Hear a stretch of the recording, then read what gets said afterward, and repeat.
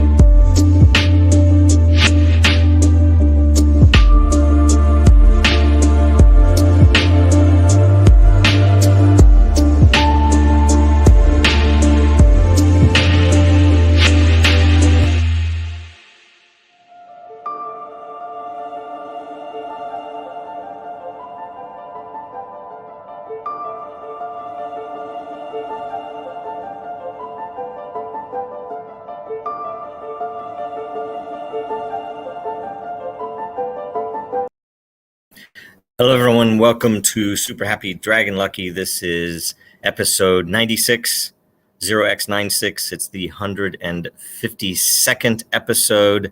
A reminder, nothing on the show is financial advice. I'm working remote, so hopefully the sound and everything is okay for you. Do stay tuned after the updates for a 3-question AMA where everyone who gets a question answered that follows the rules will get one lot in the Dragonchain lair. So first up this week, number go up. It's market liquidations. I'm going to tell you again that everything that we're seeing now is, at least in my opinion, humble opinion, a result of issues with number go up.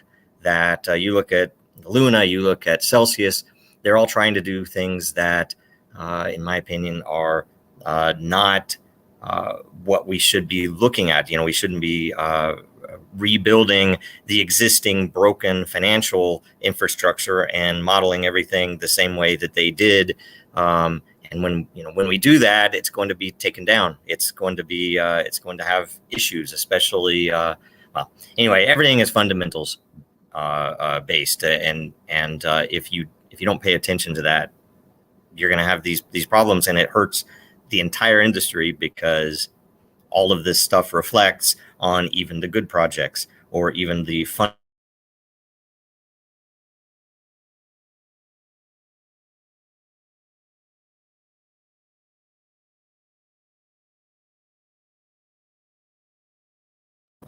from a utility context. So anyway, there you go. We have more of that. I'm sure there's more coming. People keep spreading rumors about other projects failing, and who the heck knows. I haven't looked at the prices this morning. So anyway, next, let's go to Dragonchain updates. So first off, there is a new capability brief on quantum safe supply chain with with line of sight visibility. It focuses on the security, transparency, data integrity, and interoperability for use in supply chain management.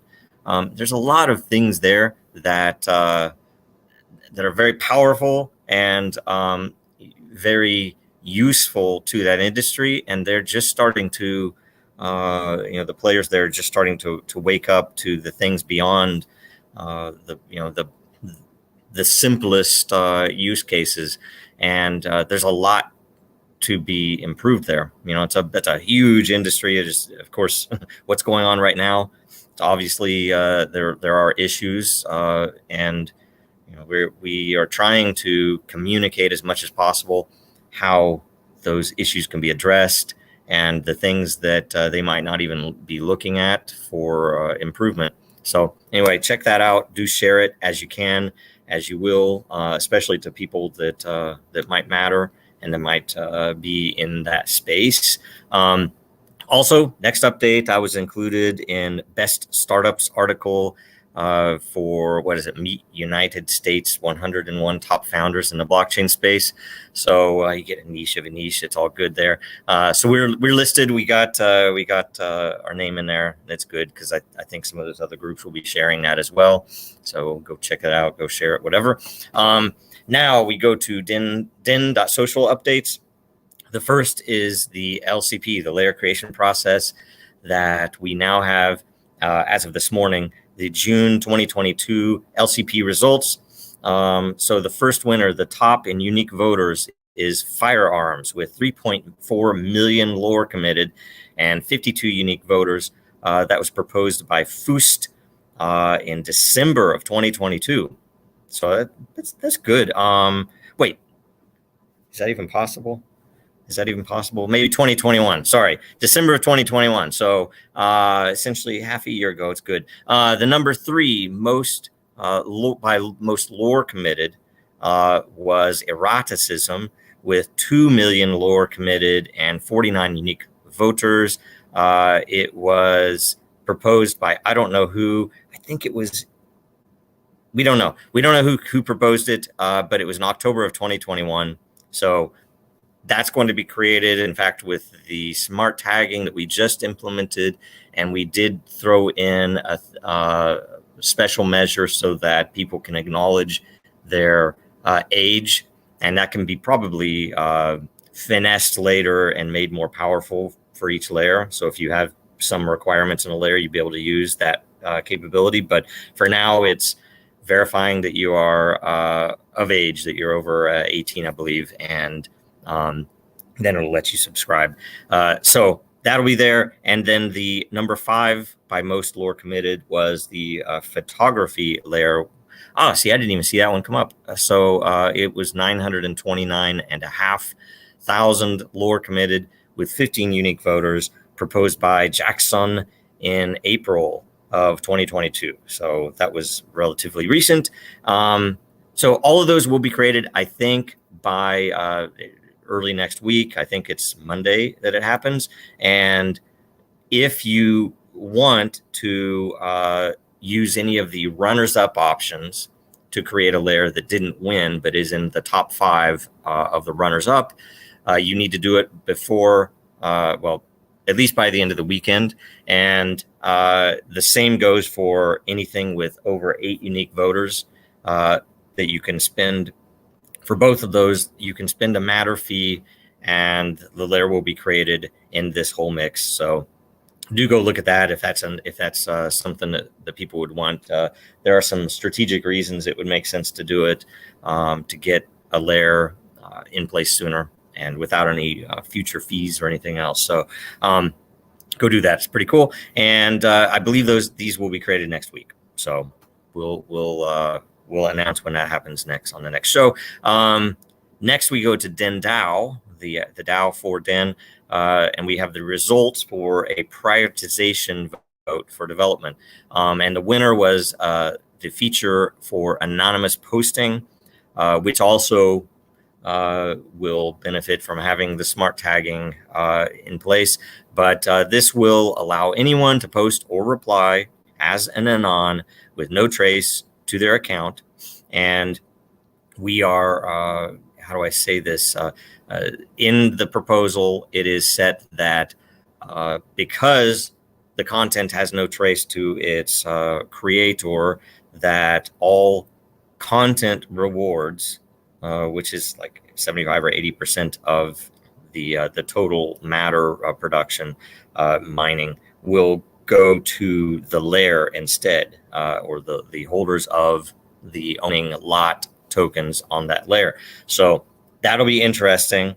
And we believe, and I'm pretty sure we're going to try to get it in this round, but it kind of depends on, the engineering feedback. But we believe that you will be able, by layer vote, by layer governance, to set your layer to only anonymous, only identified, or any mix. And we don't know precisely how the setting will look and stuff like that yet. We'll release that, and hopefully we can get this actually built pretty fast, because I don't think that most of the components to build this out will be too radically difficult, or won't be too much to change. So hopefully that'll happen pretty quickly. We'll give updates, and I think we're gonna have another priority vote.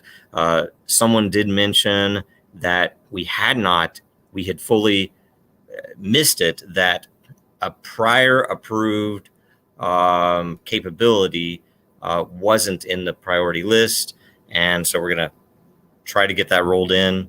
I can't even remember which one it was, in all truth. I'm blanking on that. So, but we'll get that rolled.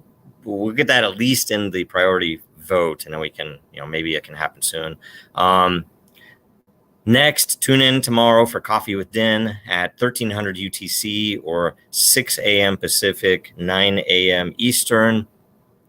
And the DENDAO meeting live call is Thursday at 1900 UTC, 1200 Pacific, noon Pacific, and 3 o'clock Eastern PM.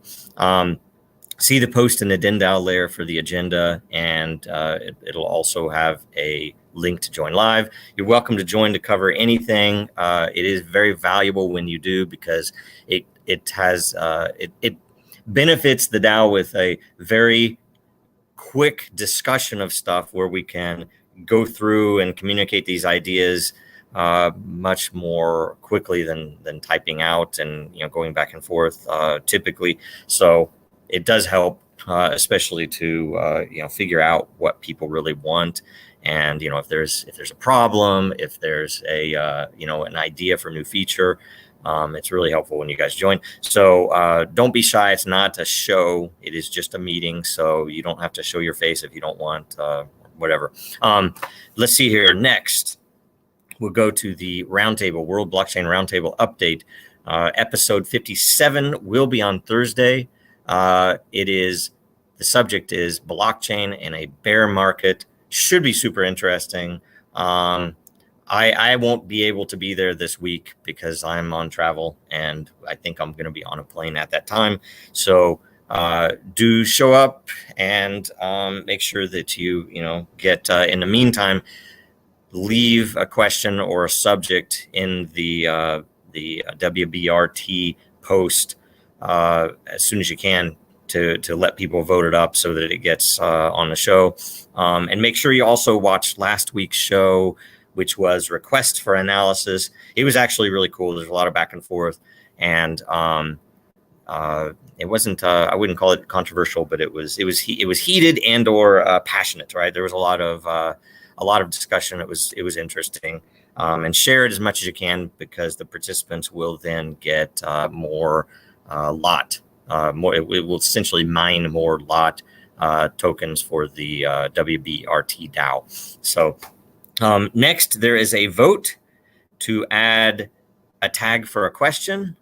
I need to go vote on that too. And I don't know when it expires, but get in there and vote on that. It's always useful to get as much DAO vote participation as possible. And then we also have a result for the July theme suggestions. So there are 4 weeks in July. The first week will be for the roundtable will be a full episode devoted to recent or current events. That'll be fun. Next is the next week is raising capital for an idea, project, or company, which will be interesting, especially when you think about it with crypto, and whether this is a what should be questioned versus what is possible.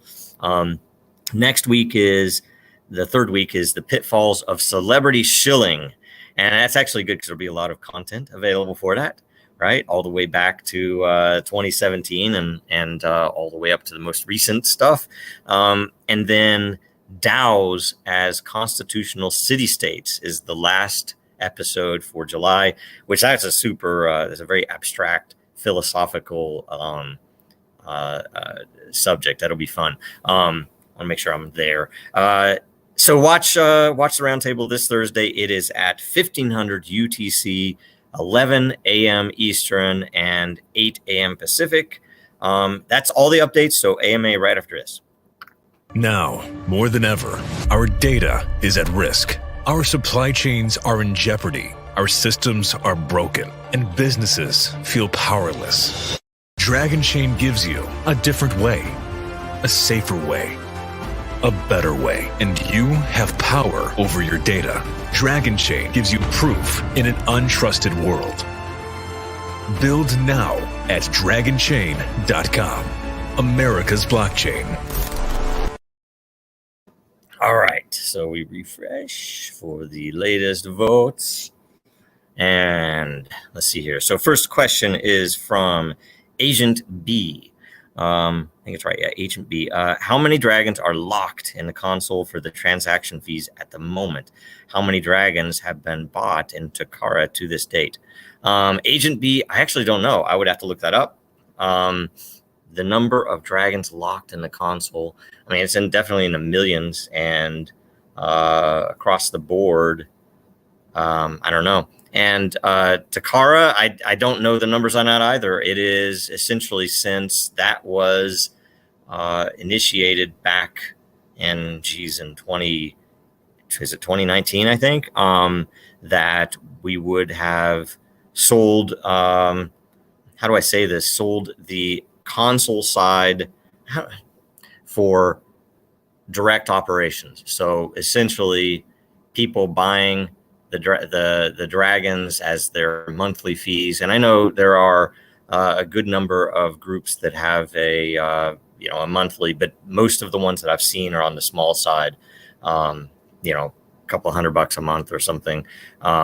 So you could extrapolate that out, and of course it would be affected by the price, because we know, as an example, the fact that it's dollar based. So essentially you're saying, I'm going to buy $100 worth of dragons because I know that my transactions are expected to be so many. Let's say they're a penny a piece, that'll get me so many transactions that month. I mean, that's what Takara is. So I don't know the numbers on that. We don't have like, say, present monthly metrics on that type of thing. So anyway, hopefully that's a good enough question, or good enough answer. I mean, let's go to the next question. Dave answered too. So anyway, okay, let's see here. Josh O, any update on the option to organize Lairs in other than alphabetical default? I would say probably that will be included when there's a feature listed on the priority list that is something related to a layer metrics and a leaderboard.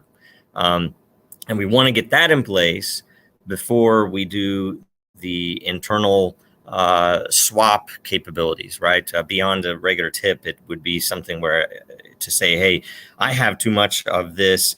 I'd like to swap it for some lore or matter or whatever it might be. I think it's matter only on that proposal. And that we kind of need, we do need the visibility of the metrics for each layer. Like, say, how much matter does one lot in this layer produce in a given month on average, and potentially even a chart on that production level, so that from that's going to be how the trades would work, because then you can trade it directly for matter. Matter can trade it directly for the other lot, right? So anyway, that's the goal, that's the intent, and that directly also would allow us to list the layers by those metrics, and it would also include things like the ability to list it by number of subscribers, so that if you're going to post something and you have a few different layers that it can fit in, you might decide what the primary layer would be based upon the number of subscribers and or the number of matter produced. So okay, this is a very active layer, and or the owners spend a lot of energy in here, stuff like that. So I would think it would be then. We need that layer metrics and leaderboard functionality in place to be able to do anything different for sorting of the layers, right? It'd be a good way to do discovery too. So Okay. Next question. Let's see here. Kratos, God of Boy. Hypothetically speaking, if the SEC is no longer an issue for Dragonchain, would the project be able to approach exchanges? Hypothetically speaking, of course. Okay, so I don't know. Of course, and this is, I can't definitively answer a legal question in the AMA, but I can give you kind of the high level, and there's a lot of depth that I won't go into, but essentially our guidance is set this way because of the what was known for the rules, with the Howey test and how a token or how whether it's considered an asset or a license itself, as we consider it and have always said, it was a software license. It's equivalent to buying a license to play a video game. And people do that all the time. And it's a piece of software that has a cryptographic license in order to play it. And you are purchasing it. And it could be worth more or less in value next year if I buy a game license, that potentially there might be a reason that odd as it might be, that it could be worth more. No way to predict it. So we put in place a few things surrounding that and other types of IP, but our legal team members at the very beginning contributed by giving us guidance that has so far kept us safe, which included the well-known, among other things, included the well-known stipulation that we will not pay for nor solicit a listing on an exchange. It does leave open that we could work with agents to solicit that. And it does leave open that we can definitely communicate with the exchanges should they approach us or invite us to fill out a form or something else. So there are a lot of interesting little pieces to that. But I would say generally, if we keep that same legal guidance, that when you're saying if it's no longer an issue, I mean, if it is that we pass through this current phase where they are considering to charge us with something that we disagree with, and we get through that, then it would still be an issue. We still probably would not approach exchanges because the legal guidance would remain. Now, if the SEC totally went away, or if the Howey test was ruled unconstitutional, or if any of other number of things that might be somewhat unlikely, but that would directly affect our ability to do that. And frankly, here's the thing: I think a lot of exchanges that people, and I'm not going to name any particular exchanges, but there are a lot of exchanges that have a tremendous amount of manipulation behind the scenes, whether it's in the way that they handle the trades themselves, the way that they do wash trading or other things that they can accumulate tokens. They can directly affect the value of a token across the board just by how they turn their bots on. And so people are wanting to go more and more into the centralized exchanges. And if you ask me, you're just asking for trouble unless you have big money behind it, saying, okay, you're going to do this, and we're going to, everybody knows this happens. You can see that it happens with some of the recently crashed projects, that, how do you think they got billions in? It's like, oh, it's institutional money. Yay. It's like, and yet that is the very piece that, you don't think the institutional money that came into the recently failed projects didn't exit before all the retail investors. They did. They knew it was coming. They might have been the ones behind the failures. And why do you think that is? It's the same reason that I was against Facebook and Libra. That you ask me, it's so obvious that it's set up for manipulation, where we're going to get grandma, we're going to get all the. And you look at what happened with Celsius. They had literal pensions in Celsius that lost tens of millions of dollars. And guess what that's set up for? That's set up so that the very adoption that you all wanted, we want institutional money. Why? Oh, because the number needs to go up. We need billions in. And yet that institutional money is going to affect the reputation of crypto at large for a long period of time, that anybody who says crypto's a scam is not going to get the pushback that they would get otherwise. And it's really, really bad. And frankly, I think a lot of those things were scams. They knew what was coming in. They knew they were taking money in from people who likely wanted to kill them in the end. And guess what? They get killed. Oh, what a surprise. So you think about that, and I think generally there's so much shady stuff that's going on and has been going on. And you think, oh, maybe I want regulation. It's like, I don't know. I think I actually just want honorable and sensible people to be turning these on. And the fact that people don't even care in crypto is probably the determining factor, that a lot of these exchanges and various financial, directly and only financial related entities are, kind of destroying a lot of what should be put together out there, because they're all just glomming on to number goes up and I don't know. It's kind of ridiculous, but over and over and over again.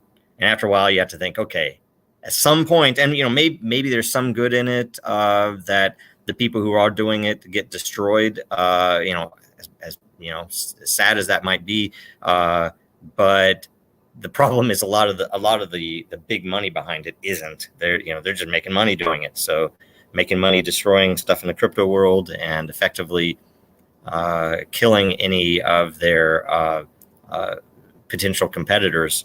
So anyway, that's the gist of it. And hopefully it won't be an issue in the long term. And we'll see. So I don't know. Generally, I take that as a whole, and I think consistently you can say that I've railed against all of that BS, and I hope that it stops. But frankly, it's up to all of us, And the fact that we don't have hundreds of thousands of viewers here is, pretty directly the point there. That they're all going to the people who are talking only about number go up and treating it like this is a big penny stock escapade with you get together with your friends and you invest in something purely for the numbers. You don't even care what it does. You don't even care that it does nothing. It's a meme coin, it's Dogecoin, it's some Shiba Inu something tacos, and what's the point? It's like if I could create, that's not what we're here for. Either way, right? That's not what we're here for. So you might hate that, you might love it. It's up to you. Doesn't matter. That I think long term, that's why we will still be here. No matter at what level, we will still be here because we're about the fundamentals. So we'll see. All right. That's it. That's 3 questions. So now we go to the close out and we say, okay, first up, merch t-shirts. So T-shirts-2022 is the code for 10% off until June 30. And it is at Dragonchain.Store. So go buy some shirts. I still need to buy some. And let's see here in closing, make sure you watch us again next Tuesday, same time. Make sure you follow Dragonchain, Real Denizens, and Jojo Row on Twitter and elsewhere. Make sure you get into Den and make all the votes that you can for all of the governance votes that are ongoing. And make sure you like, comment, and share this show. See you later in the week. Thanks, guys.